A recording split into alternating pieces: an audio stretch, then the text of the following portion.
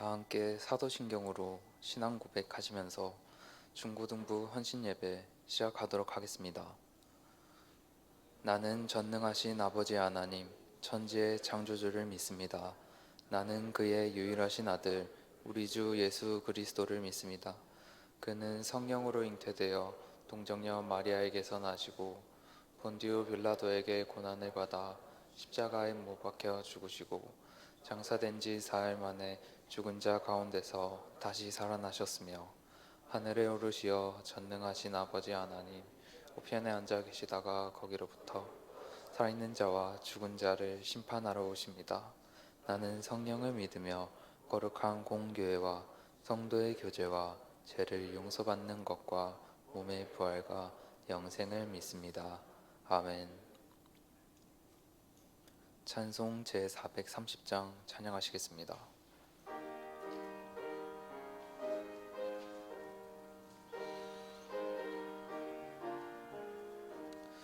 주와 같이 길 가는 것 즐거운 일 아닌가. 우리 주님 걸어가신 발자취를 밟겠네. 한 걸음 한 걸음 주 예수와 함께 날마다 우리 걸어가리. 어린 아이 같은 우리 미련하고 약하나 주의 손에 이끌리어 생명 길로 가겠네. 한 걸음 한 걸음 주 예수와 함께 날마다 우리 걸어가리. 고지지는 들판이나 험한 골짜기라도 주가 인도하는 대로 주와 같이 가겠네. 한 걸음 한 걸음 주 예수와 함께 날마다 우리 걸어가리. 지자의 녹같이 우리들도 천국에 들려 올라갈 때까지 주와 같이 걷겠네. 한 걸음 한 걸음 주 예수와 함께 날마다 우리 걸어가리.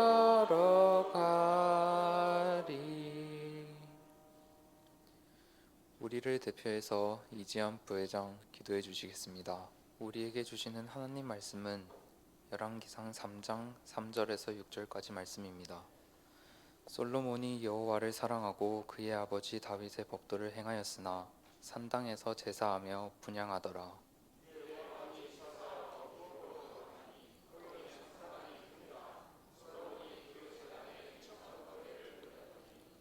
기브온에서 밤에 여호와께서 솔로몬의 꿈에 나타나시니라. 하나님이 이르시되 내가 내게 무엇을 줄꼬 너는 구하라. 솔로몬이 이르되 주의 종 내 아버지의 다윗이 성실과 공의와 정직한 마음으로 주와 함께 주 앞에서 행하였으므로 주께서 그에게 큰 은혜를 베푸셨고 주께서 또 그를 위하여 이 큰 은혜를 항상 주사 오늘과 같이 그의 자리에 앉을 아들을 그에게 주셨나이다. 아멘. 오늘 중고등부 헌신 예배를 드림에 먼저 하나님 아버지께 찬미와 영광을 올려드립니다. 또 시간 내서 연습하기 쉽지 않은 상황인데 또 찬양을 준비하고 내가 보니까 뒤에 교사들만 신났더라고. 헌신 예배를 준비한 우리 중고등부 학생들이 참 이쁘고 귀합니다. 우리 중고등부 학생들 올해도 이제 새 학기가 시작이 되면 또 공부의 십자가를 지고 갈 텐데 오늘 허시제배를 드리면서 올 한 해 동안 여러분들이 기도하는 제목들이 다 응답을 받고 또 우리 교회 중고등부가 더 성장하고 우리 중고등부 학생들이 더욱 잘 성숙하게 되기를 주의 이름으로 축원합니다. 오늘은 이제 교회력으로 주신 말씀 중에서 열왕기 상에서 말씀을 봉독을 했는데 솔로몬의 신앙이라는 제목으로 설교를 하겠어요. 사무엘하 7장에 보면 다윗 왕이 나단 선지자를 불러서 이렇게 고백을 해요. 다윗 왕이 나단 선지자에게 이렇게 말해요. 볼지어다 나는 백향목 궁에서 살거늘 하나님의 교회는 휘장 가운데 있도다 이랬어요. 이게 무슨 말이냐면 다윗 성으로 옮긴 다음에 다윗이 아주 좋은 재료로 자기가 살 성을 지었어요. 그런데 모시고 왔던 법궤는 아직 천막 속에 있단 말이에요. 다윗 왕이 선지자를 불러서 얘기하는 거예요. 난 이렇게 좋은 데서 사는데 하나님의 궤가 천막 중에 있다는 게 참 마음 쓰입니다. 근데 그때가 언제냐면 여호와께서 주위의 모든 원수를 무찌르사 왕으로 궁에 평안히 살게 하실 때에. 그러니까 하나님이 다윗의 대적을 다 물리쳐 주셔서 이제 다윗성에 편안히 살게 됐는데 그 평안히 살게 됐을 때 다윗이 먼저 생각했던 것이 뭐냐면 참 그건 하나님의 은혜가 감사한데 어떻게 하나님의 궤가 아직도 저렇게 천막 속에 있는 것을 보고 내가 그냥 있을 수 있겠습니까? 그랬더니 나단 선지자가 그 얘기를 듣고 너무 기뻐하면서 하는 말이 여호와께서 왕과 함께 계시니 마음에 있는 것을 행하소서. 그렇게 조언을 하고 돌아갑니다. 그러니까 그렇게 말씀하시는 거 보니까 정말 하나님이 다윗 왕과 같이 하는 것 같습니다. 하나님께서 기뻐하실 겁니다. 그러니 그 마음에 소원하는 대로 행하십시오. 그렇게 조언을 했어요. 근데 그날 밤에 잠을 자는데 나단 선지자에게 하나님께서 나타나셨어요. 그때 하나님께서 임하셔서 이렇게 말씀을 하셔요. 가서 다윗에게 이렇게 일러라. 네가 나를 위하여 살 집을 건축하겠느냐? 내가 너를 이스라엘 백성의 주권자로 삼았으니 땅에서 위대한 자들의 이름같이 내 이름을 위대하게 만들어 주리라. 내가 너를 위하여 집을 지어 주리라. 내가 그의 나라 왕위를 영원히 견고하게 하리라. 내 집과 내 나라가 내 앞에서 영원히 보존하고 내 왕위가 견고하리라. 네가 나한테 집을 져준다고 하냐? 참 기특하다. 내가 오히려 네 집을 져주마. 그래서 내 왕위를 아들로 이어서 잘 이어지게 하고 그 나라를 견고하게 해줄 것이다. 그렇게 말씀하면서 또 한 가지 축복을 얘기하시는데 뭐라고 얘기하냐면 내가 내 몸에서 날 내 씨를 내 뒤에 두어 그 나라를 견고하게 하리라. 그는 내 이름을 위하여 집을 건축할 것이다. 내 몸에서 난 씨, 그러니까 내 아들이 나를 위해서 내 집을 짓게 될 것이다. 이렇게 말씀하셨다는 거예요. 그러니까 하나님의 은혜로 다윗성을 세우고 편안하게 살게 된 다윗은 하나님의 궤를 모셔오고 그리고 그 궤를 모실 성전을 짓겠다고 하니까 하나님께서 그 얘기를 듣고 기뻐하시면서 뭐라고 얘기하냐면 네가 날 위해서 그걸 하겠다고? 내가 너를 축복해 주마. 그런데 내게서 태어날 자식에게서. 근데 미리 얘기하지만 다윗 왕은 부인이 많고 자식이 많았어요. 그러니까 내게서 태어날 자식이 솔로몬이 왕을 세울 거라고 말씀하신 게 아니에요. 자식들 중에서 왕위에 오른 자가 성전을 짓게 될 것이다.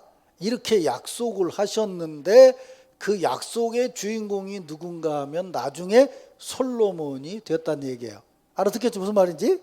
솔로몬의 어머니가 누구냐면 밧세바예요. 다윗 왕이 그렇게 하나님의 뜻을 따라 살았는데 나중에 왕 된 다음에 정신이 좀 풀려가지고 부하들 보고 나가 싸우라 그러고 낮잠 자다 일어나서 성에서 보니까 저기 어떤 여자가 벌겨벗고 목욕하는 걸 보고 데리고 와라. 그래가지고 그 여자를 취했는데 그 여자가 누구냐면 정말 자기를 위해서 말단 중대장으로 일하고 있는 우리아라는 젊은 장교의 부인이었어요. 그 여자를 데려다가 동침을 하게 된 거야. 그래서 자식이 태어났는데 그 자식이 죽었어요. 하나님 믿고. 그리고 그 동생으로 태어난 게 누구냐면 솔로몬이에요.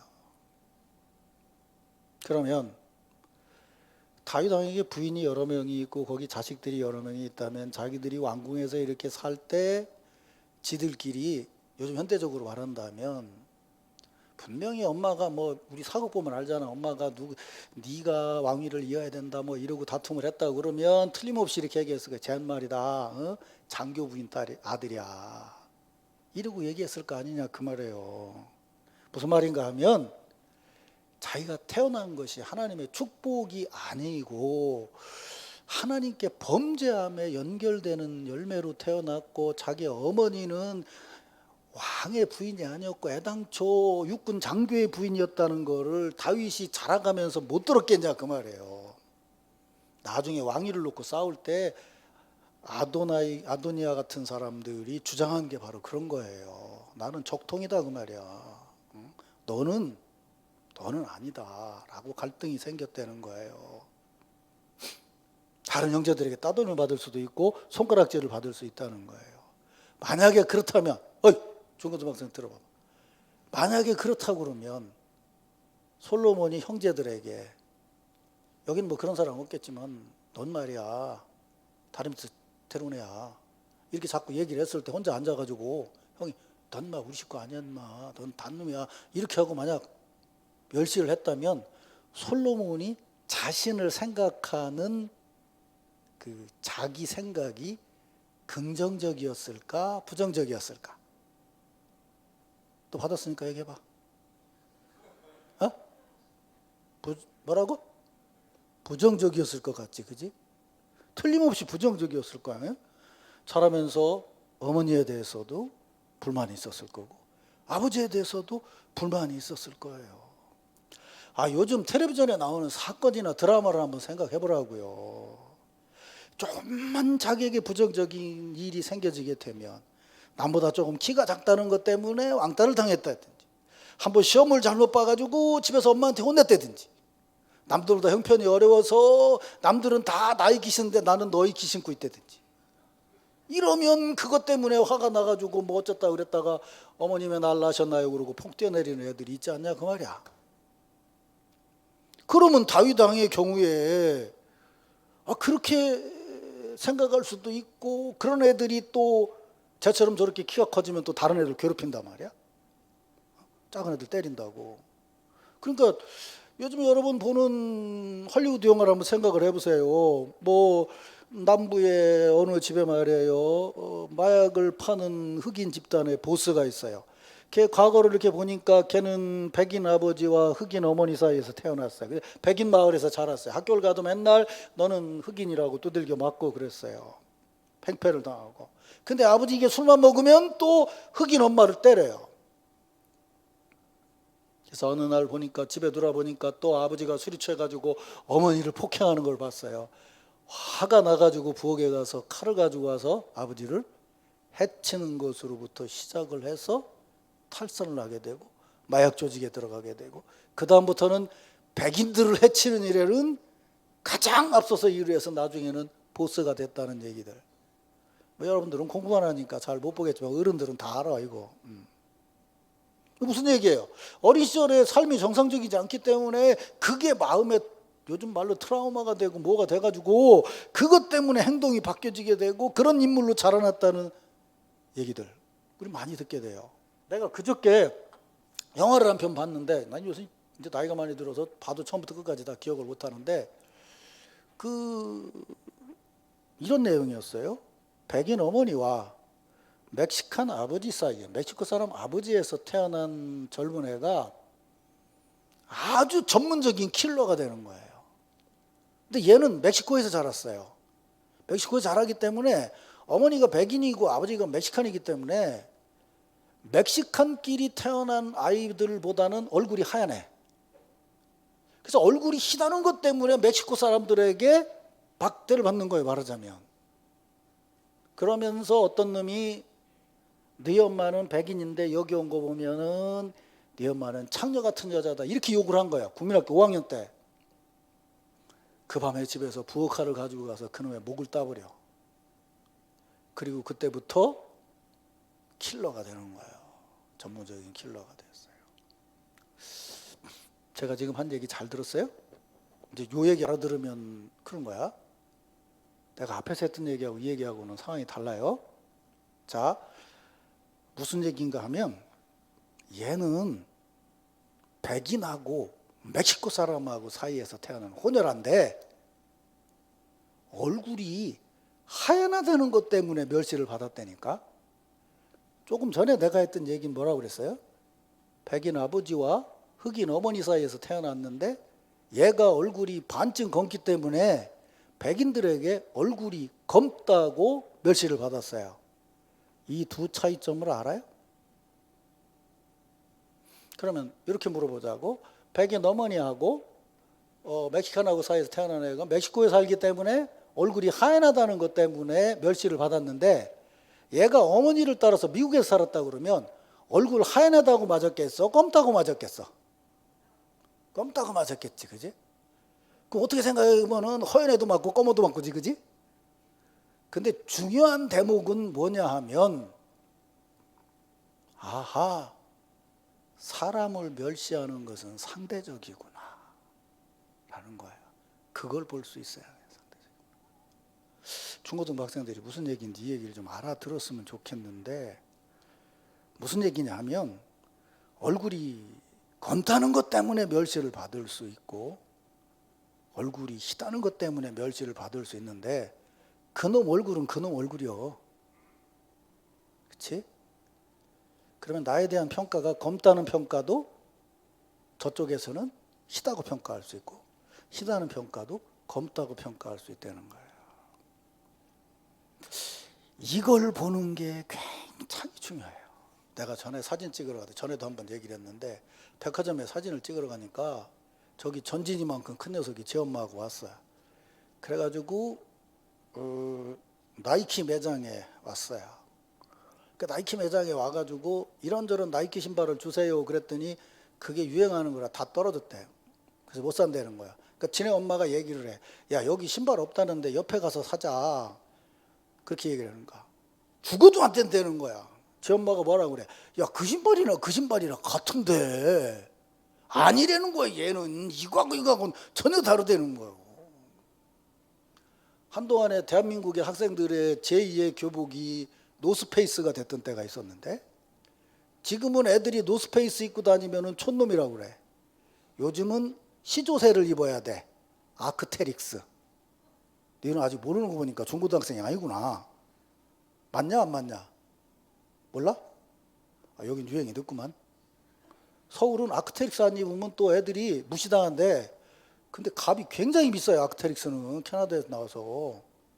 그 노스페이스하고 달라요. 그래갖고 어머니들이 그놈 유행 때문에 아주 미쳐나간다고 할 정도예요. 근데 조금 지나면 뭘로 바뀔 줄 알겠냐고.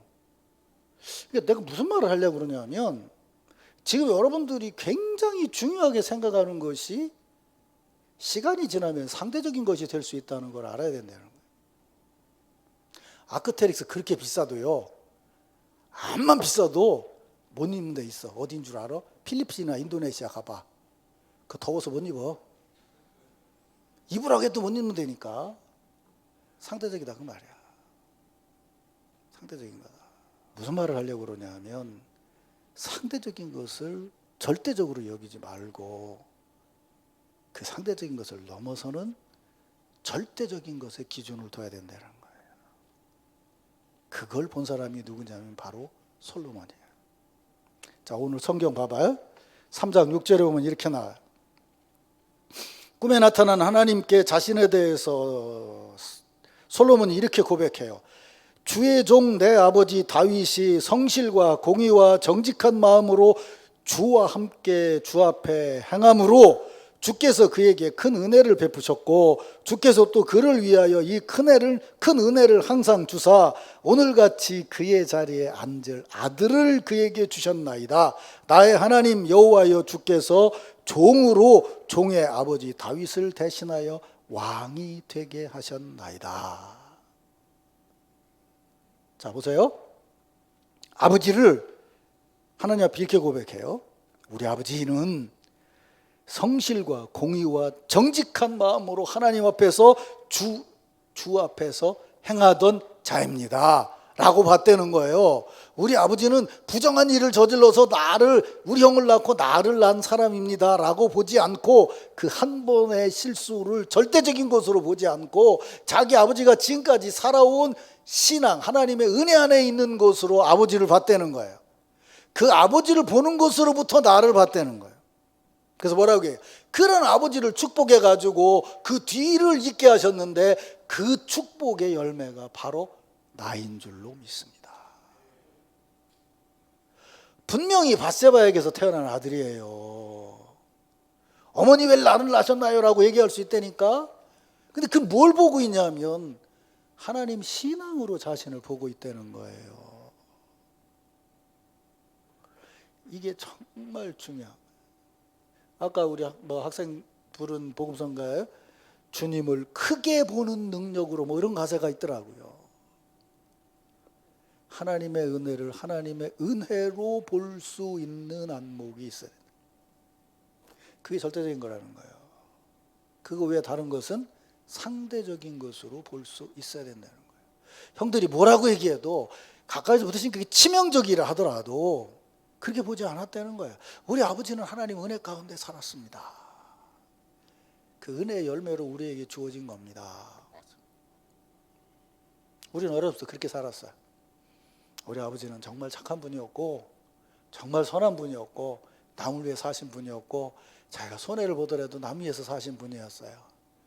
그래서 일찍 직장을 그만두고 가정이 갑자기 어려워졌어요.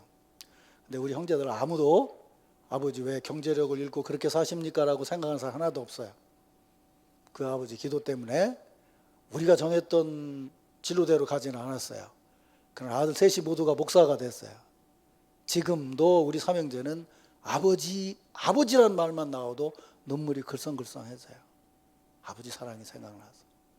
우리 나이 된 사람들은 아버지에 대한 경험이 대단히 부정적이에요. 우리 나이 때 아버지는 수틀리면 때렸어요. 술 먹고 가서 때리고 뭐라고 혼내고 그랬어요. 근데 우리는 아버지에게 그런 걸 한 번도 당해본 적이 없어요. 엄마한테 맞았지. 아버지에 대한 그러니까 소위 말하는 웨디프스 컴플렉스나 그런 게 우리는 없어요. 정말 아버지에 대한. 그래서 어쩌면 목사가 되는지 몰라요. 왜냐하면 아버지하고 하나님하고 이어지게 되니까. 하나님 아버지도 이런 분이실 거다라고 하는 거. 여러분 잘 아셔야 되는 거예요. 육신 아버지가 두들겨 패면요, 하나님 아버지도 두들겨 패는 사람인 줄 알아요. 연결되게 돼 있으니까요. 그렇게 돼 있어요. 하나님께서 복을 주셨습니다. 그 자손 중에 하나님의 성전을 지을 자식을 주었는데 그 많은 자식들 중에 하나님이 축복하셔서 나를 그 일을 하게 해주셨습니다.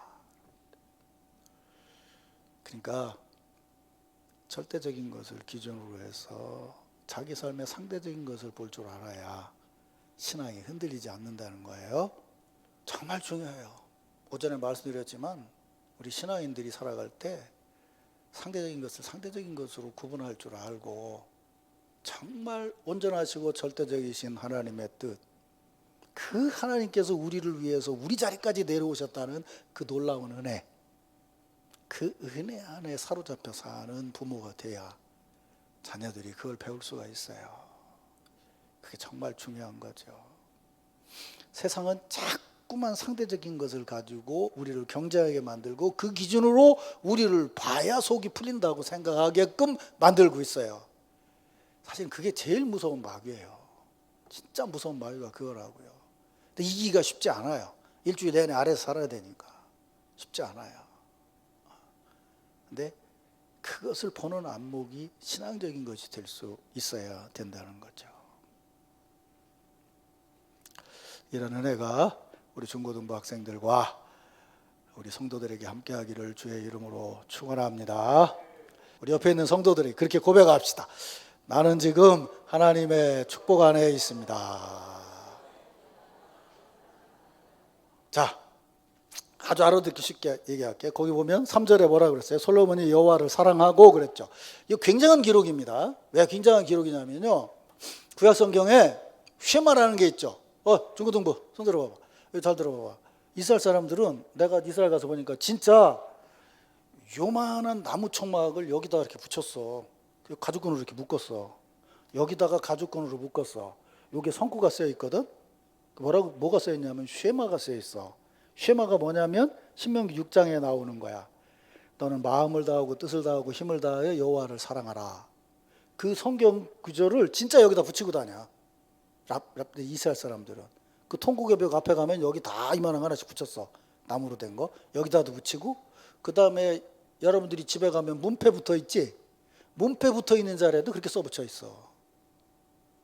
그런데 정말 희한한 것은 구약 성경을 처음부터 끝까지 읽어봐도 여호와를 사랑했다고 기록된 사람이 없어요. 딱 한 사람이 있어. 누군지 알아? 오늘 나온 솔로몬이야. 솔로몬은 여호와를 사랑했다는 거야. 기가 막히잖아. 무슨 얘기야? 아버지하고 어머니하고 사랑이 부정적인 사랑인데, 그 부정적인 사랑 때문에 자기가 태어났다고 생각하면 부모님 사랑에 대한 트라우마가 있을 텐데, 그 트라우마 속에 살아야 될 솔로몬만 유일하게 구약 성경에서 여호와를 사랑한 사람이다 라고 기록됐다는 거예요. 이게 신앙의 힘인 거예요. 그 다음에 두 번째는 3절 4절 봐봐. 솔로몬이 산당에서 제사를 하고 분향하더라. 이에 왕이 제사하러 기브온에 가니 그 전에 그는 아버지 다윗의 법도를 행하였다, 이렇게 얘기를 했어요. 솔로몬이 소문 들은 걸로 따지면 아버지는 뭐야? 하나님의 법을 지킨 사람이 아닌 사람이야? 간통한 사람이니까 아는 사람이지. 근데 뭐라고 얘기를 해? 아버지가 지켰던 하나님의 법을 따라 지킨 사람이었다는 거예요. 아버지에게서 그런 걸 볼 수 있지만 그것 외에 법을 따라 살아가는 아버지를 따라서 살았다는 거예요. 그래서 그 다음 행한 것이 뭐냐면 조금 전에 얘기한 것처럼 산당에 가서 제사를 드리는데 몇 번 드렸다고 그랬지? 무슨 제를 드렸다고 그래? 1,000번제를 드렸다고 그러지. 1,000번제를 드렸다고 그래요. 근데 여기는 이제 그냥 그 곁다리로 좀 설명한다면 산당, 이 산당이라는 게 이게 미신적인 용어란 말이에요. 그리고 제사를 드렸다고 그러는데 그게 무슨 얘기냐면 애굽에서 온 다음에 이 법궤를 가지고 이제 막 방황을 하고 이럴 때에 아직 성전이 되기 전에는 그 하나님의 역사가 나타나는 자리마다 조그마한 성소가 있었어요. 그래서 뭐 한나가 갔던 실로라는 데 성소가 있고 미스바라는 데 성소가 있고 기브온이라는 데 성소가 있고 여러 곳에 성소가 있는데 그 중에 그 당시에 가장 큰 데가 어디냐면 기브온이라는 성소였어요. 성소고 거기서 예배를 드리는데 1,000번제를 드렸다는 거예요. 그게 무슨 얘기냐면 해석이 다 구구각각이에요. 그러니까 1,000번 제사를 드렸다고 보는 사람도 있고 1,000마리의 제물을 잡아서 제사를 드렸다고 보는 사람도 있어요. 중요한 것은 뭐냐면 1,000번 제사를 드렸다는 것은 그게 사람의 마음이겠냐 신앙이겠냐? 사람의 마음이 아니겠지, 그지? 1,000번을 드렸든 1,000마리를 드렸든 간에 그게 무슨 얘기냐면 하나님 사랑하고 하나님 말씀대로 사니까 하나님 앞에 예배를 드리는 것도 하나님께 드리는 것이더라 그 말이야. 자기가 할 수 있는 한 최대한도의 것을 넘어서서 하나님 앞에 드렸다는 거예요. 그런 마음으로 제사를 드리니까 하나님이 묻지, 야 너 그저 동화책에 나오는 산신령하고 똑같아. 막 계속 비니까 뿅 나타나가지고 네가 원하는 것이 무엇이냐 그렇게 물었다는 게 하나님이. 그랬더니 솔로몬이 뭐라고 대답했냐면 여기 성경에 나온 대로 얘기하면 네가 너를 위해서 장수를 구하지도 않고 막 죽지 않고 살도록 해주십시오라고 구하지도 않고 엄청난 재물을 주십시오라고 구하지도 않고 나를 괴롭히는 놈을 죽여주십시오라고 구하지도 않았다는 거예요. 내가 재밌는 얘기 해줄게. 내가 어렸을 때 우리 할아버지하고 같은 방에 살았거든. 중학생 때. 그러니까 민진이만 할 때 내가 할아버지하고 같은 방에 있었어. 우리 할아버지 아주 그 풍년초 피는데 내가 아주 죽는 줄 알았어. 근데 풍년초가 뭔지 모르지? 몰라도 돼 그건. 근데 우리 할아버지가 나한테 얘기해. 옛날에 말이다. 어떤 사람이 잠을 자다가 꿈을 꿨는데 산신령이 나타나서 하는 말이, 너는 정월 대보름날부터 시작을 해서 뒷간에 가서 뒷끝에 가서 목욕 재개를 하고 밤 12시에 숫돌을 하나 가지고 와서 칼을 갈아라. 그게 되는 거예요. 그래서 1년을 칼을 갈면 그 칼이 날아다닐 거다. 놀라지도 않네 얘들은. 근데 그 칼이 딱 한 번은 작용한다는 거예요. 뭐 작용이냐면 네가 진짜 죽이고 싶은 놈을 죽여라 그러면 날아가서 픽 죽일 거야. 그러니까 1년 동안 정성을 들이면 이 칼이 날아가서 자기 원수를 죽일 수 있을 거라는 거야. 그러면서 우리 할아버지가 그렇게 정성을 들여야 칼도 날아다닌다, 그런 얘기를 했어요. 니들은 그런 할아버지가 안 사는 걸 다행인 줄 알아. 나는 우리 할아버지가 얘기한 게 10몇 가지가 있는데 그 레퍼토리가 내 속에 다 돌아가고 있어. 그 일천 번제를 드리니까 하나님이 기특해서 뭐를 해주랴 그랬더니 솔로몬이, 내가 왕 되는데 나한테 제일 감정이 더러웠던 사람이 아도니아인데 그거 좀 죽여주십시오. 이렇게 구하지 않았다는 거야. 그 뭘 구했냐면, 알지 뭘 구했어? 지혜를 구했다고 그러지.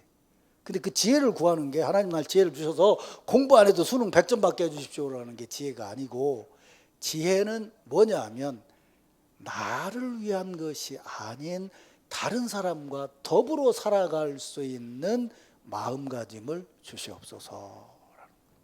그 니들은 이게 미련한 거요. 니들 내가 왜 미련한지 아냐? 아니 다 같이 찬송 부르는데 서령 부르기 싫어도 막 부르는 척 해야지. 그게 지혜로운 거야. 같이 어울려야지 거기서. 아니 서령 내가 이렇게 봐서 오늘 기분도 나쁘고 찬송이 그래도 여기 오니까 와 찬송을 한다 그러면 그래 여기에 어울려줘야지, 같이 해줘야지. 나를 가르친 우리 부목사님을 생각해서라도 내가 찬송을 크게 해야지. 아멘 좀 해봐. 아이고 참 힘들다. 그게 지혜라니까. 어디 가가지고 내 생각대로 나 하고 싶은 대로 하는 건 지혜가 아니야. 그건 고집이지, 감정이고. 지혜라는 건 더불어 살아가는 거야. 더불어 살아갈 줄 알아야 돼. 지금 니들에게 가장 문제가 되는 게 뭐냐면 그런 공동체성이야. 그래서 애들에게 좀 문제가. 근데 내가 아까 봤어. 이렇게 보니까 여기서부터 입 벌어지는 크기가 이렇게 달라지더라고. 니들보다는 대학교 1학년이 조금 더 벌어져. 대학 졸업하고 군대 갔다 온 애들이 더 커져. 그리고 저 김미선 집사님 같은 경우에 막 난리 났어. 막 찬송하려고 막. 그게 뭐야? 그게 바로 신앙 안에서 사는 거야. 그 목사님이 니들 보고 야 찬양하자 그러면 니들은 젊은 새끼 배기신데 좀 괴롭혀야지. 그래갖고 내가 니들한테 찬양 시키겠냐? 아니야. 하나님 은혜 받으라고 시키는 거지, 그렇지? 그건 분명하지, 그렇지? 그건 분명해. 너네는 아직 점잖으면 안 돼요. 발랄해야지. 생생한 게 있어야지. 생생한 게. 가만히 있어도 니들한테서는 막 생기가 나온다. 화장 안 해도 이쁘고, 보기만 해도 나는 이뻐. 니들 보면 막 쫓아가서 그냥 뽀뽀를 한번 시게 해주고 싶은 막 그런 마음이라. 보기만 해도 다 이뻐. 왜 이렇게 애들이 이쁜 거야? 쟤는 뽀뽀 안 되니까 막 인상 쓰고 있는. 그래요. 조금 지나면 이제 내 얘기를 알아들을 때가 올 거야. 이런 것이 상대적인 거구나. 지금 막 절대적인 것처럼 그거 없으면 막 세상이 무너지는 것 같아. 그거 없어 세상 안 무너져. 조금 지나봐라. 그거 달라. 엊그제 우리 딸하고 정리를 했어.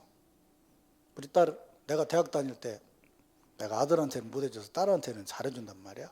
옷도 사주고 뭐 이러고 그랬어. 이거는 대학 다닐 때 있던 옷이니까 놔둔다 그래. 너 직장 생활하면 나중에 그건 못 입을 거야. 그랬더니 엊그제서 와서 그래. 그 입을 수 있을 줄 알았는데 이게 지금 보니까 이상하게 보이네. 뭐 작은 것도 있네. 그런데 이제 중요한 옷은 뭔지보다 아빠가 사준 거니까 놔두겠다고. 이렇게 놔두겠다고 그러고 옷을 다 얻어서 뭐 아름다운 가게인가 거기다 보냈어요. 다 보내서. 그랬더니 이제 나도 이제 옷을 좀 다르게 입어야 되겠다. 뭐 뒤까지 가리는 걸 입었는데 지금 보니까 살이 좀 빠지니까 괜찮다. 그래서 내가 뭐라 그랬는 줄 알아요? 너는 미국에서 태어났으면 표준 사이즈야. 미국 애들 엉덩이가 다 너보다 커. 너 얼마나 이쁘다고. 너 내가 보면 진짜 이뻐. 야, 너만큼 궁둥이 이쁜 애가 어디 있냐. 막 내가 이러고 칭찬한다고. 여기서 태어났으니까 그렇지. 한국이라서 그렇지. 그렇다니까. 상대적이라고 다. 하나님 보시기엔 여러분이 얼마나 이쁘고 귀하겠어. 그지? 이쁘고 귀하다니까 좀 눈이 커지는구만. 민진이만 빼놓고. 쟤는 아직 어려서 뭐 뭔지도 몰라. 그냥 앉아있다. 그냥 아멘 하라고 아멘 이러고 그러지. 뭐 그만할 때도 있어. 근데 고등학교 좀 들어가면 이제 말귀를 좀 알아들어야 돼. 내가 지난번 청년회 때 설교했듯이 고등학교 때는 인격을 키우는 교육을 받는 거야. 고등학교 때 친구가 제일 오래가는 친구야. 왜냐하면 직장 때문에 싸우는 것도 아니고. 근데 지금은 니들은 이게 막혀 있단 말이야. 왜? 수능 들어가는 점수 때문에 친구가 말이야. 누구 공부 잘하는 애 오늘 아파서 시험 못 보러 왔다가 할렐루야 이런댄데 애들이. 그런 식이 됐으니까 세상이 어려웠지만 너희만 할 때가 진짜 좋을 때라고. 정말 좋을 때고 정말 친구도 좋을 때고 뭐 그런 때라고. 그때 교회 와서 이 공동체 활동을 하고 하면서 서로 간의 사회성을 키워나가고 이런 것이 나중에 큰 도움이 될 거야. 정말 그래. 여러분들은 정말 복받은 사람들이야. 정말. 아니 세상에 무슨 스위스도 아니고 학생이 10명인데 교사가 13명이냐. 그러면 뭐 여러분 한 사람 다 무조건 기도하고 안수하고 막 다음번에는 이것 좀 땡겨 꼭 안수할 때 진짜 웃으라고 말이야. 내가 오늘 얘기한 것을 잘 기억해줘요. 여러분은 기독 학생이기 때문에 무엇을 보든지 예수 그리스도를 기준으로 와서 실제 볼 수 있어야 돼요. 교회 오는 거는 장식이고 내 삶을 살아가는 거는 그거다.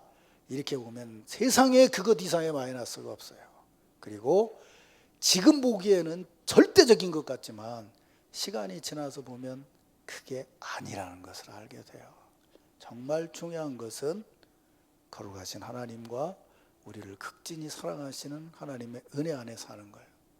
수학 문제는 니들이 엄마 아버지보다 잘 풀지 모르지만 인생의 문제를 푸는 거는 너희 엄마 아버지들이 너희들보다 고수도 한참 고수야. 니들이 보기에는 우리 엄마 아버지 왜 이렇게 멍청한지 모르겠어 그러지. 그렇게 생각하는 놈이 멍청한 놈들이라니까. 그거 아니야. 절대로 인생 살아가는 게 그렇게 쉬운 게 아니야. 니들은 그냥 막 부모님이 해주니까 막 그러고 살고 있지. 진짜 웃기는 애들은 엄마 아버지가 해주는 밥 다 먹고 운동 하나 안 사줬다고 삐껴갖고 승질내는 애들이라고. 삐겼으면 밥을 먹지 말지. 진짜 중요한 것은 부모님 덕을 다 보고 있으면서 요만한 것만 하나 안 해주면 뭐 어머니는 뭐 나를 미워한다느니 뭐 접대부터 알았다느니 뭐 이딴 소리 해가면서 말이야. 그 진짜 모르는 거야. 그 인생 그렇게 살아주는 게 아니야.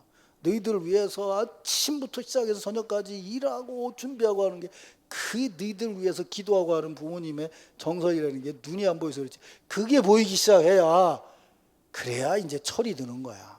근데 그게 쉽게 안 들어져. 철이라는 게 그게. 그러니까 지금부터 잘 배우라고. 교사들한테 잘 배우고 니들이 잘하는 것 교만한 생각하지 마라. 목사님 지금도 배우려고 공부하고 있는데 나 60이면 뭐 70이 돼도 지금도 공부해. 열심히 공부해야 돼. 열심히 공부하고 주어진 시간에 최선을 다해서 하고. 그런데 그게 이 입시를 위해서 도구로 공부하는 게 아니고 내 인격을 살찌게 하고 내 신앙을 살찌게 하는 공부를 할 수 있어야 돼. 이 진짜 공부를 해야 되는구나. 남을 위해. 왜?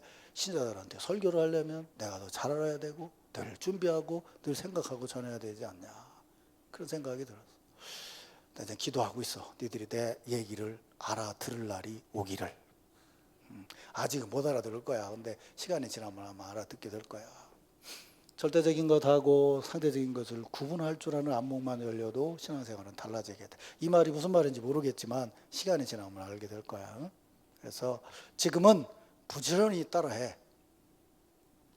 주현미 또 하나 모르지, 또 이게 시대 차이가 있어서. 주현미가 처음 나왔을 때 노래를 어떻게 불렀는지 아니? 오직 이미자 흉내만 냈어. 한동안은 이미자 흉내만 계속 내다가 나중에 조금 되니까 자기 노래를 부르면서 스타가 됐어. 모든 게 다 그래. 가수도 그렇고 뭐도 그렇고 앞에 간 사람을 따라하는 것으로부터 시작을 했다가 어느 순간에 자기 목소리를 내는 거야. 그냥 나는 나대로 살겠습니다 해갖고 성공한 사람이 하나도 없어요. 그렇게 되는 게 아니야. 적어도 10년은 남을 따라 해야 돼. 그래서 너희들한테는 선생님이 필요한 거지. 그렇게 배우고 그렇게 성장하고 그렇게 나아갈 수 있어야 돼. 너희들은 정말 복받은 사람들인 거야. 하나님의 은혜 안에 있어.